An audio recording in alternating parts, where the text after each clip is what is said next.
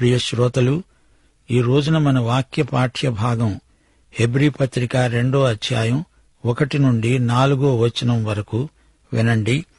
మనము వినిన సంగతులను విడిచిపెట్టి కొట్టుకొని పోకుండునట్లు వాటి యందు మరి విశేష జాగ్రత్త కలిగి ఉండాలి. ఇంతవరకు దేవదూతలను గురించి, దేవదూతల కంటే శ్రేష్ఠుడైన యేసుక్రీస్తును గురించి విన్నాము. విన్న సంగతులను పోగొట్టుకోకూడదు. దేవుని అద్వితీయ కుమారుడైన యేసుక్రీస్తును గురించిన సువార్త విన్నదానిని జారిపోనీయకూడదు. అజాగ్రత్త, నిర్లక్ష్యం పనికిరాదు. దాన్ని తేలికగా చూడకూడదు. సువార్త ప్రత్యక్షం, పరలోక సంబంధమైనది. దాన్ని జారవిడువకూడదు. లోక ప్రవాహంలో అలా కొట్టుకొని పోకూడదు.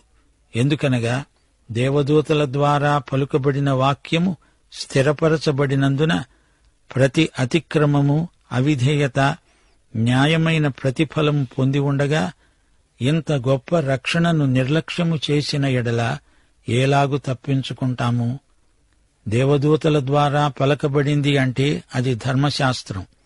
ఈ విధంగా వాక్యం స్థిరపరచబడింది. దేవుని మాట వివరించబడింది, సమర్థించబడింది. దేవుని మాటలు స్థిరమైనవని మరల దేవదూతలు నొక్కి వక్కాణించారు. వాక్యానికి వీరు అవిధేయులైనప్పుడెల్లా దేవుడు వీరిని గద్దించాడు. ప్రతిసారీ అక్రమానికి, అవిధేయతకు దేవుడు శిక్ష విధిస్తూనే ఉన్నాడు. అలాంటప్పుడు విశ్వాసులమైన మనం ఇంత గొప్ప రక్షణను నిర్లక్ష్యం చేసి తప్పించుకోగలమా? ప్రత్యక్షము యొక్క గొప్పతనాన్ని బట్టి నిర్లక్ష్యం ఘోరమైన పరిణామానికి దారితీస్తుంది. శ్రోతలు, సువార్త విశిష్టతను గుర్తించండి. అట్టి రక్షణ ప్రభువు బోధించటము చేత ఆరంభమై దేవుడు తన చిత్తానుసారముగా సూచక క్రియల చేత, మహత్కార్యముల చేత, నానావిధములైన అద్భుతముల చేత, వివిధములైన పరిశుద్ధాత్మ వరములనుగ్రహించుట చేత వారితో కూడా సాక్ష్యమిస్తూ ఉండగా విన్నవారి చేత మనకు దృఢపరచబడింది. దేవదూతల ద్వారా పలుకబడిన వాక్యము అదే ప్రభువు బోధించిన వాక్యము. అది ప్రభువు వాక్యం. దేవదూతలు పలికారు. ధర్మశాస్త్రం దేవదూతల పరంగా మోషే ద్వారా కలిగింది. సువార్తకు ఆరంభం ప్రభువే. దేవుని కుమారుడైన క్రీస్తు, యేసుక్రీస్తే వాక్యానికి మూలం. ఆయన వాక్యాన్ని బోధించాడు. దానితో ప్రజారక్షణ మొదలైంది. ప్రభువు అంటే క్రీస్తు, అభిషిక్తుడు. ప్రభువు అనగా ప్రభువైన దేవుడు. క్రీస్తు అందరికీ ప్రభువు. విన్నవారి చేత మనకు దృఢపరచబడిన వాక్యం. అపొస్తలులు స్వయంగా విన్నారు. విన్న వాక్యాన్ని మన కోసం దృఢపరిచారు. పౌలు శరీరరీతిగా క్రీస్తుతో ఉన్నవాడు కాడుగాని విన్నవారి ద్వారా దృఢపరచబడిన దానిని గైకొన్నవాడు. ఆత్మరీతిగా క్రీస్తును ఎరిగినవాడు పౌలు. క్రీస్తు మర్మము ఆయనకు ఆత్మ ద్వారా బయలుపరచబడింది. గలతీ పత్రిక 1వ అధ్యాయం 1వ వచనం, 12వ వచనంలో పౌలు ఏమన్నాడు? మనుష్యుల మూలముగానైనా, ఏ మనుష్యుని వలననైనా కాక యేసుక్రీస్తు వలన, ఆయనను మృతులలో నుండి లేపిన తండ్రి అయిన దేవుని వలన అపొస్తలుడనుగా నేను నియమించబడ్డాను. సువార్తను నేను మనుష్యుని వల్ల పొందలేదు. నాకు ఎవడూ దానిని బోధించలేదు గాని యేసుక్రీస్తు బయలుపరచుట వల్లనే అది నాకు లభించింది. అయితే యేసుక్రీస్తు చరిత్రను గురించిన జ్ఞానం అవసరమని తానే చెప్పుకున్నాడు. 1 కొరింథీ 15వ అధ్యాయం 3వ వచనంలో పౌలు అన్నాడు, నాకియ్యబడిన ఉపదేశమును మొదట మీకు అప్పగించాను. అదేమనగా, లేఖనముల ప్రకారము క్రీస్తు మన పాపముల నిమిత్తము మృతి చెందాడు, సమాధి చేయబడ్డాడు. అనగా తనకు కలిగిన మార్మిక దర్శనం విషయం మాత్రం పరలోకము నుండే తనకు చూపబడింది. ప్రభువును స్వయంగా శరీరరీతిగా ఎరిగిన వారు సాక్ష్యమిచ్చారు. దాన్ని బట్టి రక్షణ సువార్త ధృవీకరించబడింది. సువార్తను అందరూ నమ్మడానికి ఇవన్నీ ఆధారాలు. అపొస్తలుల సేవకు సూచక క్రియలు ఎంతో తోడ్పడ్డాయి. వారి ద్వారా నానావిధములైన అద్భుతాలు జరిగాయి. క్రీస్తు, ఆయన వ్యక్తిత్వం, ఆయన చూపిన సూచనలు, సువార్త యొక్క యథార్థతకు ప్రబలమైన రుజువులు. ఇది దేవుని చిత్తానుసారమైన ఏర్పాటు. అన్నిటినీ మించి క్రీస్తునందలి విశ్వాసం సువార్త ఫలవంతమవటానికి ఆధారం. గమనించాలి, సూచక క్రియలు సువార్తకు చేయూత, మహత్కార్యాలు అతీత కార్యములు ప్రజల దృష్టిని ఆకర్షిస్తాయి. వివిధములైన వరాలు, పరిశుద్ధాత్మ వరాలు ఇక్కడ పేర్కొనబడ్డాయి. సోదరీ సోదరులారా, వింటున్నారా? మొదటి అధ్యాయంలో యేసుక్రీస్తు ప్రవక్తల కంటే, దేవదూతల కంటే శ్రేష్ఠుడు. ఇక రెండో అధ్యాయంలో యేసు మానవుడుగా మనకు సాక్షాత్కరిస్తాడు. ఆయన మానవ శరీరం ధరించాడు, దేవదూతల కంటే తగ్గించుకున్నాడు. మరియ గర్భవాసాన 9 నెలలు ఉండి మానవ శిశువై జన్మించాడు. మన మానవతను తాను ధరించాడు.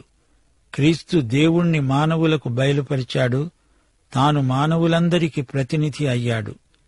యేసు ప్రభువు పరిచర్య 2 విధాలు. 1, దేవుణ్ణి మానవులకు బయలుపరచడం. 2, మానవుని పక్షంగా దేవుని ఎదుట నిలవటం. యేసు దేవుని ఎదుట నా ప్రతినిధి, నా ఉత్తరవాది. సైతాను మనకు ప్రతికక్షి. ప్రకటన గ్రంథం 12వ అధ్యాయం 10వ వచనం, దేవుని ఎదుట మన సహోదరుల మీద నేరము మోపేవాడు అపవాది సైతాను. సైతాను మన మీద నిందలు కల్పించి దేవునికి చెబుతాడు. అయితే మన పక్షాన వాదించడానికి యేసు పరలోకంలో మనకున్నాడు. యేసు దేవుడే. ఆయన దేవదూతల కంటే శ్రేష్ఠుడు. 2వ అధ్యాయంలో యేసు మానవుడై దేవదూతల కంటే తక్కువవాడుగా కనపడడం గొప్ప విశేషం. మానవుని పోలికగా పుట్టాడు, శరీరధారి అయ్యాడు. ఆయన మానవతను ఈ అధ్యాయంలో చూడగలం. హీబ్రూ సాంప్రదాయం నుంచి వచ్చిన ఈ క్రైస్తవ విశ్వాసులకు పౌలు ఈ పత్రిక రాస్తూ 7 ప్రాముఖ్యమైన హెచ్చరికలు చేశాడు. 1, సువార్త నుండి ఎటూ కొట్టుకొని పోకూడదు. 2, అనుమానం. 3, వినికిడి మందమైపోవడం. 4, విశ్వాసము నుండి వైదొలగడం. 5, ఆధ్యాత్మిక విలువలను పాడు చేసుకోవడం. 6, తండ్రి శిక్షను కాదనడం. ఆధ్యాత్మికంగా విశ్వాసులు యొర్దాను నది దాటిన వారై ఉండాలి, లేదా నీవు అరణ్యవాసివై పాడైపోతావు.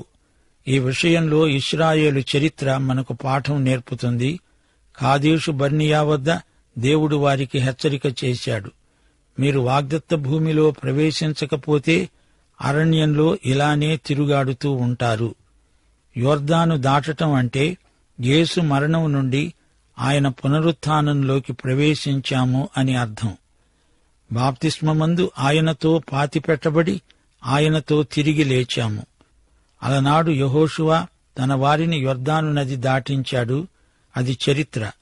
ఈరోజు యేసుక్రీస్తు తన యందు విశ్వాసముంచిన వారిని ఆధ్యాత్మికంగా యొర్దాను దాటించి నూతన జీవములోనికి మనలను ప్రవేశపెడతాడు. హెబ్రీ పత్రిక 2వ అధ్యాయం 1వ వచనంలో జాగ్రత్త అంటూ రచయిత హెచ్చరిక చేస్తున్నాడు. విన్న సంగతులను విడిచిపెట్టి కొట్టుకొని పోతారేమో జాగ్రత్త. పాత నిబంధన ప్రత్యక్షం కంటే ఈ కొత్త నిబంధన ప్రత్యక్షం ఎంతో గొప్పది. విన్న సత్యాన్ని విడిచిపెట్టి ఎటో కొట్టుకొని పోయేరు సుమా. దేవదూతల కంటే శ్రేష్ఠుడైన యేసు ప్రభువు వల్ల కలిగిన రక్షణ, ఇది రక్షణ సువార్త. బాధ్యత నెరిగిన వారై అప్రమత్తంగా ఉండండి. దొరికిందాన్ని జార విడుచుకోవద్దు. నిర్లక్ష్య వైఖరి ప్రమాదకరం. ఆధ్యాత్మిక విషయాలలో నిర్లక్ష్యం గొప్ప ప్రమాదానికి దారితీస్తుంది. సందేశం విన్నదానిని గట్టిగా పట్టుకోవాలి గాని జార విడిచి కొట్టుకొని పోతారా? రక్షణ పొందాలంటే ఏం చేయాలి? అపొస్తల కార్యములు 16వ అధ్యాయం 31వ వచనం, ప్రభువైన యేసునందు విశ్వాసముంచు, అప్పుడు నీవు నీ ఇంటివారు రక్షించబడతారు. మరి నశించాలంటే ఏం చేయాలి? ఏమీ చేసేది లేదు. విశ్వాసము లేదు, ఏమీ లేదు. నిర్లక్ష్యంగా ఉండిపో, నశిస్తావు, అంతే. అందరూ నశించిన మానవజాతికి చెందే ఉన్నారు. క్రీస్తునందు విశ్వాసముంచి రక్షించబడుతున్నవారు ఎందరో ఉన్నారు. అలా చేయని వారు నాశనమందే ఉన్నారు. నాశనానికి నీవేమీ చేయనక్కర్లేదు, అందులోనే ఉన్నావు గదా. దేవుడు హెచ్చరిక చేసినా వినకుండా నిర్లక్ష్యం చేస్తే తరుణం మించిపోతుంది. నిర్లక్ష్యానికి తగ్గ ఫలితం ప్రాప్తిస్తుంది. విని కూడా అంత నిర్లక్ష్యమా? విని విననట్లు అవునులే అని తల ఊపితే చాలదు. నీవు వెంటనే జీవిత తీర్మానం చేసుకోవాలి. రోగం ఉందని హెచ్చరించినా చికిత్స చేయించుకోకపోతే రోగి ప్రాణాలు కోల్పోతాడు. ఇదే అనుకూల సమయం, ఇదే రక్షణ దినం. దేవదూతలు సొదొమ గొమొర్రాలు నాశనమైపోతాయని ప్రకటన చేశారు. ఆ ఇద్దరు దేవదూతలు పలికినట్లే సొదొమ గొమొర్రా జంట నగరాలు భస్మీపటలమైపోయాయి. దేవదూతల ద్వారా పలకబడిందంటే అది స్థిరమైంది. ఇంత గొప్ప రక్షణను మీరు నిర్లక్ష్యం చేస్తున్నారా? దాని పరిణామాన్ని మీరు తప్పించుకోలేరు. ఇంత గొప్ప రక్షణను నిర్లక్ష్యం చేస్తే ఎలా తప్పించుకుంటారు? ఈ ప్రశ్నకు జవాబు ఎవరు చెప్పగలరు? దేవుడు కూడా ఈ ప్రశ్నకు జవాబు చెప్పలేడు. ఎలాగు తప్పించుకోగలం? తప్పించుకునే మార్గమేదీ లేదే. గనుక నిర్లక్ష్యం చేయవద్దు. యేసుక్రీస్తును అంగీకరించి రక్షణను అనుభవించు, ఆనందించు. యోహాను సువార్త 14:6 యేసు అన్నాడు, నేనే మార్గమును, సత్యమును, జీవమును. నా ద్వారానే తప్ప ఎవడూ తండ్రి వద్దకు రాడు. సామెతలు 16:15 ఒకని మార్గము వాని దృష్టికి యథార్థముగా కనపడుతుంది, అయినా తుదకు అది మరణానికి చేరుస్తుంది. చాలా మార్గాలు కనిపిస్తాయి, అన్నీ బాగానే ఉన్నాయి అనిపిస్తుంది. లోకంలో పలు మార్గాలున్నాయి. అవేవీ కాదు అనుకున్నవాడు తాను కొత్త మార్గం కనిపెడతాడు. కాని ఇవన్నీ యథార్థమైనవి కావు. యేసే మార్గం. ఇంత గొప్ప రక్షణను నిర్లక్ష్యం చేసిన వాడెవడూ రాబోయే శిక్ష నుండి తప్పించుకోజాలడు. నిర్లక్ష్యం ద్వారా నాశనం. రక్షణ సందేశం ప్రభువు బోధించాడు. ప్రయాసపడి భారము మోసుకుంటున్న సమస్త ప్రజలారా, నా వద్దకు రండి, నేను మీకు విశ్రాంతిని, రక్షణను ప్రసాదిస్తాను అని ప్రభువు పిలిచాడు. నశించిన దానిని వెదకి రక్షించడానికే మనుష్య కుమారుడు వచ్చాడు. అపొస్తలుల సాక్ష్యం, వారి సాక్ష్యాన్ని విన్నవారి హెచ్చరిక, ఈ విధంగా రక్షణ వాక్యం స్థిరపరచబడింది, దృఢపరచబడింది. యేసు మరణ పునరుత్థానాలను గురించి అపొస్తలులు సాక్ష్యమిచ్చారు. వారు రక్షణ వాక్యాన్ని అంతటా ప్రకటించారు. హెబ్రీ పత్రిక రచయిత పెంతెకొస్తు దినాన్ని ప్రస్తావిస్తున్నాడు. ఆత్మవరాలు సువార్త సందేశాన్ని బలపరిచాయి. సూచక క్రియలతో, మహత్కార్యాలతో, నానావిధములైన అద్భుతాలతో, వివిధములైన పరిశుద్ధాత్మ వరాలతో రక్షణ సువార్త విజృంభించింది. ఇశ్రాయేలు జాతికి దేవుడు ఎన్నెన్నో రుజువులతో, నిరూపణలతో సువార్తను అపొస్తలుల ద్వారా ప్రకటించాడు. హెబ్రీయులారా, విశేష జాగ్రత్త గలవారై ప్రవర్తించండి. ఈ గొప్ప సత్యం, వాస్తవం రక్షణ. దీనిని నిర్లక్ష్యం చేసి నాశనాన్ని కొని తెచ్చుకోవద్దు. రక్షణ సువార్త కొత్త నిబంధన ప్రత్యక్షం. ఇది ఆత్యయిక పరిస్థితి. రక్షణను లక్ష్యపెట్టండి. దోషకులు, అపహాసకులు, స్వనీతిపరులు, లోకమర్యాదను పాటించే నామకార్థ క్రైస్తవులు, చేయవలసిన దాన్ని వాయిదా వేసే ఘరానా పెద్ద మనుషులు, వీరందరూ ఈ గొప్ప రక్షణను నిర్లక్ష్యం చేసేవారే. క్రమంగా సంఘారాధనలకు హాజరయ్యే వారిలో కూడా చాలామంది రక్షణను నిర్లక్ష్యం చేసేవారున్నారు. వీరు లోకాన్ని ప్రేమిస్తారు. వీరి మనస్సులో సిలువంటే అంత ఇష్టముండదు. ఈసడిస్తారు. విశ్వాసులనబడిన వారు కూడా నిర్లక్ష్యం చేత కొట్టుకొని పోతారు. సువార్త సత్యం అనే లంగరు నుండి దూరంగా ప్రవాహ వేగంలో కొట్టుకొని పోతూ ఉంటారు. ఈ హీబ్రూ క్రైస్తవులు తిరిగి వెనుకంజ వేసి యూదమతంలో కలిసిపోయే ప్రమాదం ఏర్పడింది. లోకం ఒక మహాసముద్రం లాంటిది. అందులో పడితే అదే వాలులో కొట్టుకొని పోవటం ఖాయం. అందుచేత మనందరికీ ఈ విషయంలో విశేష జాగ్రత్త అవసరం. అందుకే విశ్వాసులారా, లేఖనాలను జాగ్రత్తగా పరిశోధించండి. మీ రక్షణ నిర్లక్ష్యానికి గురికాకుండా చూసుకోండి. మీ మనస్సులను, హృదయాలను రక్షించే కృపవైపు కేంద్రీకరించండి. మీ సజీవ విశ్వాసం ఎదగాలి. విమోచకుడైన క్రీస్తు పట్ల మీ భక్తి ప్రపత్తులను వెల్లడి చెయ్యండి. రక్షణ విషయమై ఎడతెగక అప్రమత్తంగా విశేష జాగ్రత్త కలిగి ఉండండి. విశ్వాసులు అందరూ రక్షణ సత్యం విషయంలో ఏకీభవించాలి. విభిన్న తర్కాలకు ఇందులో తావులేదు. సువార్త గొప్పది. ఈ సువార్త ప్రతిపాదించే రక్షణ గొప్పది. ఇది నిత్యజీవ ప్రత్యక్షం. ఇందలి ఆధ్యాత్మికత గొప్పది. పాప క్షమాపణానుభూతి గొప్పది. పాపికి పరివర్తనశీలమైన రక్షణ సువార్తను మించినది, విలువైనది మరొకటి లేదు. కొత్త నిబంధన వ్యవస్థ అంతా రక్షణ కేంద్రితమైనది. ఈ రక్షణ సువార్త దేవుని ప్రేమను వెల్లడి చేస్తుంది. పాప క్షమాపణను ప్రకటిస్తుంది. మానవునిలోకి నూతన జీవాన్ని ప్రవేశపెడుతుంది. పాపము యొక్క నియంతృత్వం నుండి విడుదల చేస్తుంది. మహిమోజ్వలమైన భవిష్యత్తును చూపుతుంది. ఈ రక్షణ మనకు ప్రాప్తించడానికి దేవునికి ఎంత ఖర్చయిందో తెలుసా? క్రీస్తు అవతారంలో దేవుని త్యాగం ఎంతో గొప్పది. ఆయన ఎంత తగ్గించుకున్నాడో ఆలోచించండి. శిలువ మరణము పొందునంతగా ఆయన విధేయుడయ్యాడు. ఈ నిమిషం వరకు కూడా పరిశుద్ధాత్మ మనలో ఉండి ఈ విషయంలో ఎంతో ప్రయాసపడుతున్నాడు. ఈ రక్షణ సందేశాన్ని మొదట బోధించినవాడు యేసుక్రీస్తే. ఈ రక్షణ ప్రభువు బోధించుట చేత ఆరంభమైనది. యేసు ఎంత ఘనుడో మొదటి అధ్యాయంలో వర్ణించబడింది. ఆయన పాత నిబంధన ప్రవక్తలందరికంటే గొప్పవాడు.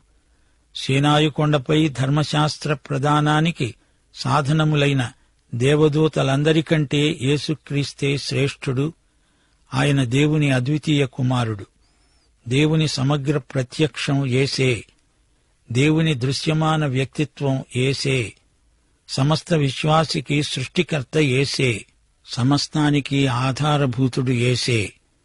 యేసు తన సంఘానికి మహాప్రవక్త, ప్రాయశ్చిత్తార్థ బలిగావించిన యాజకుడు, మహిమరాజు. తన వాక్యము ద్వారా, ఆత్మ ద్వారా మనతో మాట్లాడే నిరంతర బోధకుడు. అపొస్తలుల సాక్ష్యం సంఘము యొక్క వారసత్వం, స్వాస్థ్యం. ఈ రోజున దేవుని సువార్త సత్యం తనకు తానే రుజువు చేసుకుంటున్నది. సంఘ చరిత్ర అంతా క్రైస్తవ సత్యానికి ధృవీకరణ. లక్షల కొలది మంది విశ్వాసులు ఈ విషయంలో అనుభవ సాక్ష్యమిస్తున్నారు. ఇంత గొప్ప సాక్షి సమూహం మనలను ఆవరించి ఉన్నది. దేవదూతల ద్వారా వచ్చిన ధర్మశాస్త్రాన్ని మీరడం శిక్షకు కారణమైతే, ఆ శిక్ష నుండి మనలను రక్షించిన సువార్త మరీ ఎంత గొప్పదో ఊహించగలరా? పాఠం ఇంతటితో సమాప్తం. ప్రభు అయిన యేసుక్రీస్తు వారి కృప, తండ్రి అయిన దేవుని ప్రేమ, పరిశుద్ధాత్మ యొక్క అన్యోన్య సహవాసము, సమాధానము మనకందరికీ నిత్యత్వము వరకు తోడై ఉండునుగాక. ఆమేన్.